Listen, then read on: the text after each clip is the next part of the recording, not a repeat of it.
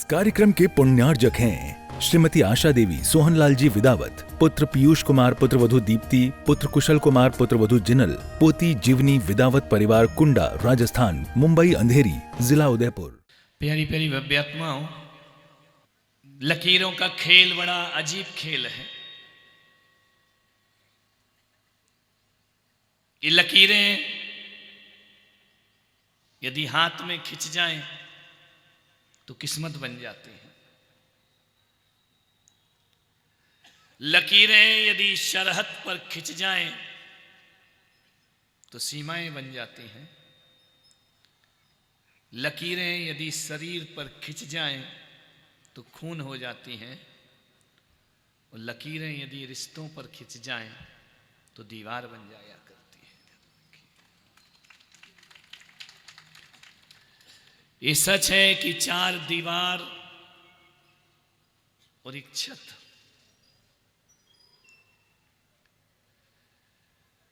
ये चार दीवारें यदि एक छत उसे मजबूती से पकड़ती हैं तो वह मकान हो जाती हैं, और छत यदि उन दीवारों को छोड़ दे तो वो खंडर हो जाया करती है।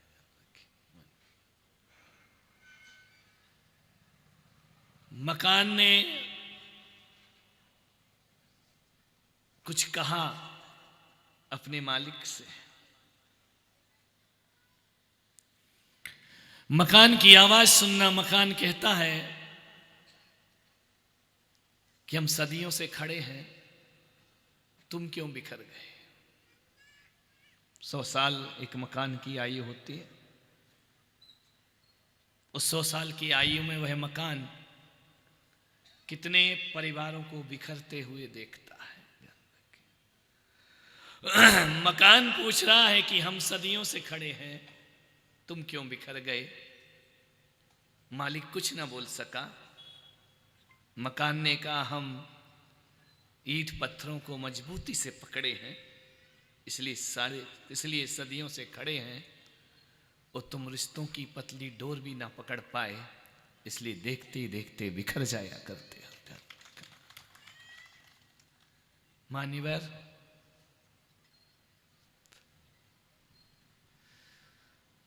मकान बड़े हैं डूंगरपुर में, लेकिन घर छोटे हैं। मकान और घर में बड़ा अंतर होता है। मकान बनाया जाता है, घर बसाया जाता है। मकान बनाने के लिए ईंट पत्थर की जरूरत होती है। मकान बनाने के लिए पैसों की जरूरत होती है, लेकिन घर बसाने के लिए पैसों की उतनी जरूरत नहीं होती जितने भीतर के प्रेम की जरूरत हुआ करती है। पैसों से मकान बनता है और प्यार से घर बसा करता है। मान्यवर, संपत्ति का बंटवारा कोई बहुत बड़ा बंटवारा नहीं है। दुख इस बात का है कि हमारे संबंधों का बंटवारा हो रहा है, हमारी संवेदनाओं का बंटवारा हो रहा है। मैं आज देखता हूं तो वैज्ञानिक लोग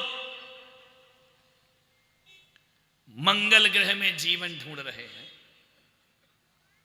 लेकिन तुम्हारे डूंगरपुर में ठिठुरती ठंड में नग्न दिगंबर काया लेकर आया एक संत, वह मंगल ग्रह में जीवन नहीं ढूंढ सकता, बल्कि जीवन में मंगल लाने की बात किया करता है। मंगल में जीवन मत ढूंढो, जीवन में मंगल को उतारने का प्रयास करो। जीवन हमारा मंगल होना चाहिए, जीवन हमारा पवित्र होना चाहिए, जीवन हमारा आदर्शमय होना चाहिए। कल कुछ बच्चे दोपहर को मेरे पास आए, उन्होंने कहा, महाराज हमने आपका प्रवचन सुना आज का। तो मैंने कहा, क्या सुना। तो बोले, महाराज हम आज से नियम लेते हैं कि हम अपने पापा को पापा नहीं पिताजी कह करके बुलाएंगे। मैंने कहा, मेरा बोलना, गला फाड़ना, चिल्लाना सार्थक हो गया। ध्यान रखना, सब सुधरो या ना सुधरो, एक आध ही सुधर जाए तो जीवन धन्यता को प्राप्त हो जाता है, संत का बोलना सार्थक हो जाता है। बोले आज से हम पिताजी बोलेंगे और अपनी मम्मी को मम्मी नहीं बोलेंगे, आज से हम माँ कह करके अपनी माँ को आवाज देंगे। ध्यान रखिए, बस एक एक चीज ही, एक एक सूत्र ही यदि किसी ने अपना लिया तो मुझे लगता है मेरा ये यज्ञ अधूरा नहीं, पूरा हो गया है यज्ञ। ध्यान रखिए, मैं ज्ञान का यज्ञ लेकर तुम्हारे यहां आया हूं। संबोधन बदलो, संबंध बदल जाएंगे। ध्यान रखना, संबोधन अच्छे नहीं होंगे तो संबंध भी अच्छे नहीं होंगे। विभक्ति पढ़ी है ग्रामर, उसमें सबसे लास्ट में आता है संबोधन। हे भो अरे, ध्यान रखना, ये संबोधन जितने मीठे होंगे ना, संबंध उतने मीठे हो जाएंगे। मान्यवर, आपसे निवेदन है, आपसे आग्रह करता हूं कि आज मंगलवार है। एक व्यक्ति ने पूछा कि महाराज आपको ज्योतिष आता है? मैंने कहा पता नहीं, आता है नहीं आता है।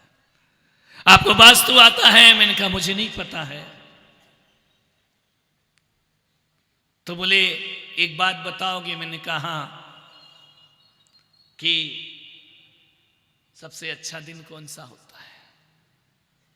मैंने कहा तू मुझसे पूछ रहा है, मेरे लिए तो सारे दिन अच्छे हुआ करते हैं। बोले नहीं, आपके लिए नहीं पूछ रहे हैं, हम अपने लिए पूछ रहे हैं कि सोमवार अच्छा होता है, कि मंगलवार अच्छा होता है, कि गुरुवार अच्छा होता है, कि शुक्रवार अच्छा होता है। इस 7 वार में कौन सा वार सबसे अच्छा होता है? मैंने कहा मुझे नहीं पता कि सोमवार अच्छा है या मंगलवार या बुधवार अच्छा होता है, लेकिन मैं पुलक सागर इतना जानता हूँ कि ना तो सोमवार अच्छा है ना मंगलवार अच्छा है।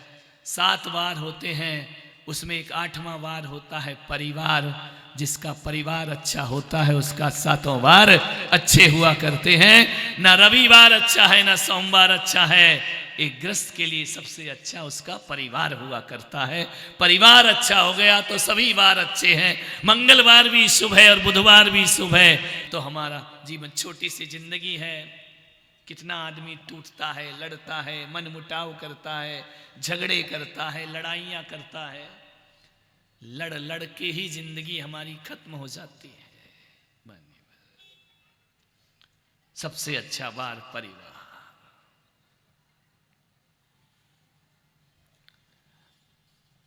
मकान बड़े हैं, रिश्ते छोटे हो रहे हैं।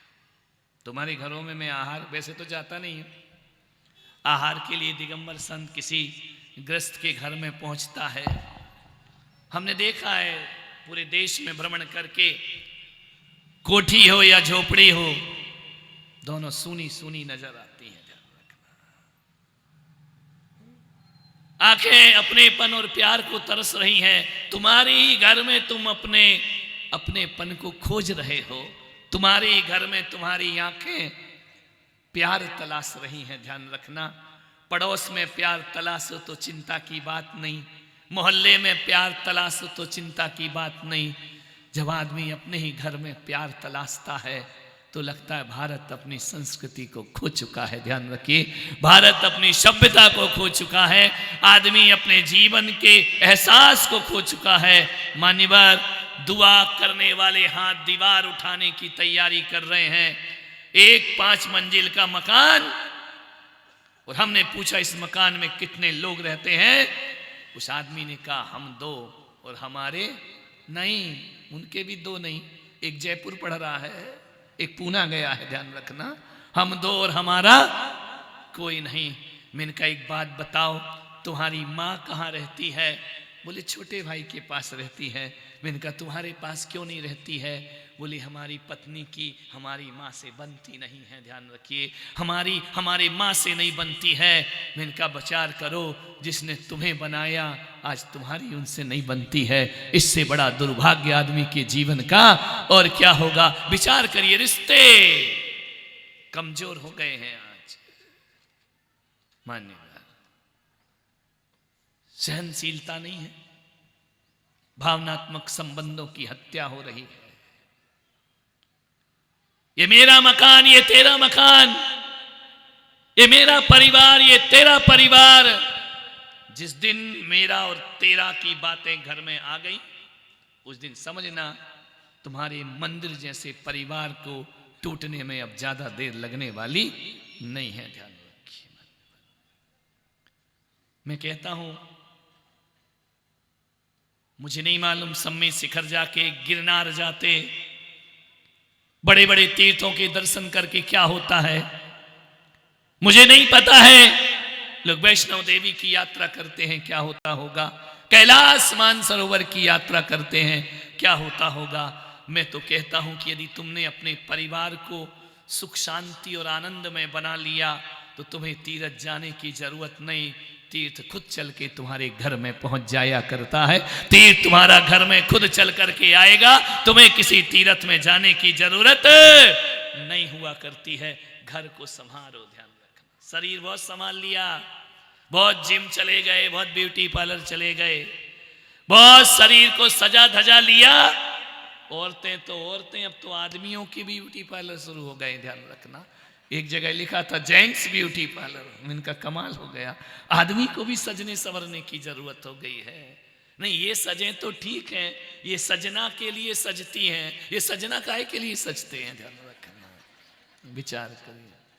तुम्हारे में तो लिखा है ना सजना, समझ गए क्या प्रदीप जी, सजना, और इनके लिए तुम्हें सजना, ध्यान रखिए। मान्य, खूब संभाल लिया शरीर को, रिश्तों को संभालो। शरीर सुंदर करने से शांति नहीं मिलती जीवन में, रिश्ते मजबूत होते हैं, प्यार में होते हैं तो जीवन में शांति मिला करती है। विचार करना है। पहले के जमाने में कोशिश रहती थी कि ऐन कैन प्रकार ऐन हमारा परिवार टूटना नहीं चाहिए, ध्यान रखना। और आज ये कोशिश होती है कि लड़की आती है, बहू आती है, डोला रखती है और कुछ दिन बाद आई एम सेपरेट, सेपरेट, तुम अलग और हम अलग। नहीं, परिवार को जोड़ने वाली कोई कड़ी है तुम नारी, ध्यान रखना। आपसे परिवार जुड़ता है, ये नोट जोड़ते हैं, तुम रिश्ते जोड़ा करो, ध्यान रखना। नोट कमाना इनका काम है, और परिवार में प्रेम कमाना नारी का काम हुआ करता है, ध्यान रखिए। आपकी सबसे बड़ी जिम्मेदारी है। जितनी भी लड़ाइयां हुई हैं ना, वो तुम्हारी वजह से हुई है, ध्यान रखना। महाभारत हुई तो द्रौपदी की वजह से, रामायण हुई तो सीता जी की वजह से। जितने भी बड़े बड़े युद्ध हुए हैं उसमें नारी का हाथ रहा है। अब दिक्कत तो ये है, लड़ाती ये है और लड़ते ये हैं, ये फोकट में ही मारे जाते हैं बेचारे, ध्यान रखिए। झगड़ा इनका होता है, मंत्रा के कई निपटती हैं आपस में, वनवास राम को फोकट में हो जाया करता है। ये तो देखा है कि नारियों की वजह से कितने युद्ध हुए, एक भी युद्ध आदमी की वजह से नहीं हुआ, ध्यान रखना है। जितने मरे कटे पिटे ये जाने, अपन को तो आग लगा के मस्त देखना है, ध्यान रखिए। नहीं, यहाँ की महिलाओं की बात नहीं कर रहा हूँ, केसरिया जी वालों की कर रहा हूँ। तुम्हारी बात तो करूंगा नागफड़ी में जाके, ध्यान रखना। अभी रहना है भैया, तुम लोग तो मेरा साथ दो। तुम तो भुगत ही रहे हो जिंदगी भर, हम तो 8-10 दिन महीने भर की बात है, तुमसे पंगा नहीं लेंगे हम, ध्यान रखना। तुमने कितनों को फांसियों पे चढ़वा दिया है, कितनों को दुनिया से विदा करा दिया, लड़ाइयाँ तलवारें खिंच गई नारी की वजह से। नहीं, तुम लोग नहीं, तुम तो बहुत अच्छी नारी हो। तुम्हारे जैसी नारियों के दर्शन करके तो संत भी धन्य हो जाया करते हैं, ध्यान रखना। मान्य, एक निवेदन है, नारी संकल्प कर ले कि मैं घर को नहीं बिखरने दूंगी, ध्यान रखना, तो दुनिया की कोई ताकत नहीं, कोई वास्तु दोष नहीं होता है, किसी ग्रह की बुरी दशा तुम्हें नहीं लग सकती है, कोई भी दुनिया की दुश्मन तुम्हारा कुछ नहीं बिगाड़ पाएंगे। यदि एक नारी संकल्प कर ले कि कैसे भी परिस्थिति आ जाए मैं अपने परिवार को बिखरने नहीं दूंगी, उन्हें बांध करके रखूंगी, उन्हें जोड़ करके रखूंगी। ध्यान रखिए, सबसे ज्यादा समय मैं आपसे इसलिए बोल रहा हूं कि सबसे ज्यादा वक्त घर में तुम्हारा बीतता है, इनका नहीं बीतता। ये तो दुकान चले जाते हैं, ऑफिस चले जाते हैं, कोई जयपुर चला जाता है, कोई दिल्ली चला जाता है। पूरे रिश्ते तो तुमको निभाना है। ध्यान रखिए, मान्यवर सोचो क्या करना है तुम्हें घर को बांधने के लिए। पर्युषण पर्व आते हैं, 10-10 उपवास करती बोलो। अरे सबसे नहीं पूछ रहा हूं, कोई तो करता होगा, यहां करते हो ना। अष्टानी का पर्व आता है, 8 अठाई करती, तेला तो करती होगी, बेला तो करती होगी। कुछ महिलाएं तो ऐसी हैं जैन समाज में जो 30-30 दिन के उपवास 16 कारण के किया करती हैं, बिना अन्न जल के वो अपना 1 महीना गुजार दिया करती हैं। ध्यान रखिए, कुछ महिलाएं ऐसी होंगी जो अष्टमी 14 को उपवास किया करती हैं, कुछ महिलाएं ऐसी होंगी जो नवरात्रि पर उपवास करते हैं, कुछ ऐसी हैं जो करवा चौथ पर उपवास किया करती हैं। मान्यवर बहुत उपवास करो, मेरा आशीर्वाद है, क्योंकि ये जो उपवास करने की साधना है विश्व में किसी भी देश को नहीं मिली, ये केवल हमारे हिंदुस्तान को प्राप्त हुआ करती है। ये हमारी संस्कृति, हमारा गौरव है। ध्यान रखिए, लेकिन मेरा आपसे एक निवेदन है, 10-10 दिन तक तुम भूख सहन कर लेती हो। जैन समाज की महिलाएं बरसी तब करती हैं, ध्यान रखना, 1-1 साल तक भूख सहन करती हैं, प्यास सहन करती हैं। मैं डूंगरपुर में बैठकर इन पवित्र मातृशक्ति से कहना चाहता हूं कि यदि 10-10 दिन के 1-1 महीने भूख प्यास सहन करने का नाम उपवास है, तो मैं पुलक सागर कहता हूं, जब 1-1 महीने की भूख सहन कर सकती हो तो घर में किसी की 2 बात सहन क्यों नहीं कर सकती हो। ध्यान रखना, जो 2 बात सहन कर लेगी, मैं कहता हूं उससे बड़ा उपवास दुनिया में कोई दूसरा नहीं हुआ करता है। आप सब कुछ सहन कर लेती हो, लेकिन किसी की 2 बात सहन नहीं हो। उससे मैं कहता हूं आज से 2 टाइम रोटी खाओ, 3 टाइम रोटी खाओ, भूख सहन करो या ना करो, घर के सदस्यों की 2 बात सहन कर लो। इससे बड़ी तपस्या जीवन की कोई दूसरी नहीं हुआ करती है। क्यों सहन नहीं होती 2 बात? इस कार्यक्रम के पुण्यार्जक थे श्रीमती आशा देवी सोहनलाल जी विदावत, पुत्र पीयूष कुमार, पुत्रवधू दीप्ति, पुत्र कुशल कुमार, पुत्रवधू जिनल, पोती जीवनी विदावत परिवार, कुंडा, राजस्थान, मुंबई अंधेरी, जिला उदयपुर।